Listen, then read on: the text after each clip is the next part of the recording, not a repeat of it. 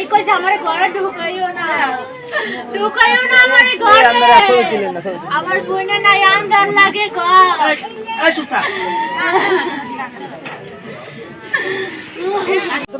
মিলেমিশে সবাই লাগে ভালো করছে কেউ খারাপ আচরণ করে নাই অনেক ভদ্রতা আসলে মেয়েটা নিরিবিলি খুব সুন্দর আসলে এখন কির জন্য এই কাজটা হয়েছে আমরা জানি না না ভালো ছেলে মেয়ে মানুষটা আমরা যখন হুনি পাই নাই তখন আমরা ঘর দুবার সম্পূর্ণ বিচি করছি আমরা কোথাও পাই নাই তারপরে আমাকে ফ্যামিলি যত আছে যেখানে ফোন দিচ্ছি কেউ কেছে আমাকে বাসায় আয় না আমরা খোঁজাখুঁজি করছি আর কে এই কাজটা করলে কইতে পারি না আমরা ঘর দুয়ার বিচেছি তাও আমরা ওই জায়গাও বিচেছি আমরা দেখি নাই এখন হুনি যান লাশ পাওয়া গেছে বারিন্দের ভিতরে আমরা কইতে পারি শুক্রবার দিন আমি জুমের নামাজ পড়তে আইছি সেই সবাই এখানে বইয়া ওই আমার নাতি আছে একটা আলাদাকে কথাবার্তা কইছি তা আমি এবার কই তোরা গোসল করতে যাস না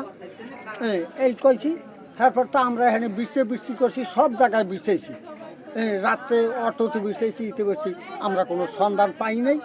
না পাওনে কালকে পুলিশও হাজিরা ঘরে তালাশি করছে কি করছে দেখছে এখানে কোনো বস্তা আমরাও কইতে না আমরা দেখিনি নিজেরা এখন এই আমি ডুবে গেলে এই খেতে তো নাইছে এই আইয়া হুনি যে এই অবস্থা এই দিন পর্যন্ত সবাই খোঁজ করে বিছরে আশপাশ গ্রাম দেশ সোলানা রাঙ্গামালি শেষ করছি কিন্তু কোন মানে পাইনি এতদিন লাশ পাইনি জেতা পাইনি মরা পাইনি তথ্য পাইনি কিছুই পাইনি কিন্তু গতকালকেও পুলিশের আইয়ে খুঁজে গেছে যেই জায়গায় এখন খুঁজে হারায় গতকালকেও খুঁজছে আমরা সবাইও খুঁজছি কিন্তু আজকে সেই জায়গায় লাশটা আইলো থেকে কিন্তু আমরা তো খোঁজাখুঁজি কম করি নাই এই পর্যন্ত কিন্তু কোন হানি তো পাইনি আমরা তো সবাই বিছরেছি কিন্তু ওই জায়গায় এখন জুতাও আছে লাশও আছে এখন লাশটা কিভাবে কি ওরা কিভাবে মারছে এখন আমরা দেখেন না বরাবর আমরা কইতে জেতা এই জবাব দেওয়া না নির্যাতন নাকি এটা তো আমরা দেখিনি দেখছি এখন লাশ যদি দেয় তাহলে কইতে পারবো কিন্তু ওই লাশটা হয়েছে গাইলো কথা বলছে যে আপু আমার ভালো লাগে না তোমরা আহো তোমরা আহো ভালো লাগে না তাই আমরা আবার কইছি তোরা আলাম না থাক তা রাত্রে হুনি জো নিখুঁজ ফোন দিছে ও কয়েকবার ডেলি 2-3 বার খসলে আর তাই 2-3 বার খসলে ওই তারপর ওই 2-3 খসলে পায় না রাত্রেও পায় নাই তারপর আমরা পর দিনেই আসলাম বুঝছেন পর দিন আসার পর এখন তো এই লাস্ট 3 দিন হয়ে গেছে পাই আজকে পাইলো লাস্ট গতকাল এই ভিকটিম আয়েশা বেগমের বাবা থানায় গিয়ে একটা জিডি করে তার মেয়েকে পাওয়া যাচ্ছে না আমরা জিডি গ্রহণ করে আমাদের একটা টিম তদন্তের জন্য পাঠাই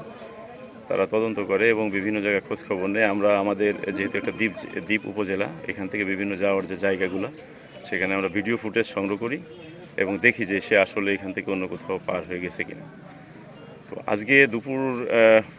11:30টার দিকে তখন আমার সন্দেহ হলো যে আসলে এই বয়সের একটা মেয়ে কোথাও পালাই যাওয়ার মতো না আবার হারিয়ে যাওয়ার মতো না তো আমি কয়েকজন অফিসার ফোর্স নিয়ে আমি ঘটনাস্থলে এসে স্থানীয় লোকজনের সাথে কথা বলি এবং বিভিন্ন জায়গায় আমার সন্দেহের কারণে বিভিন্ন জায়গায় গর্ত নতুন মাটি খোঁড়া আছে কিনা আমি এগুলো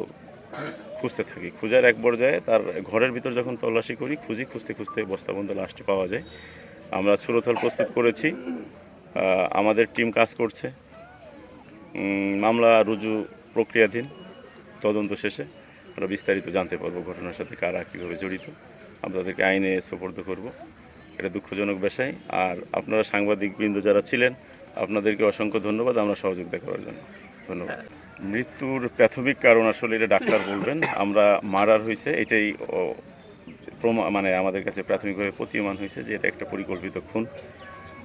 তদন্ত শেষে বিস্তারিত জানা যাবে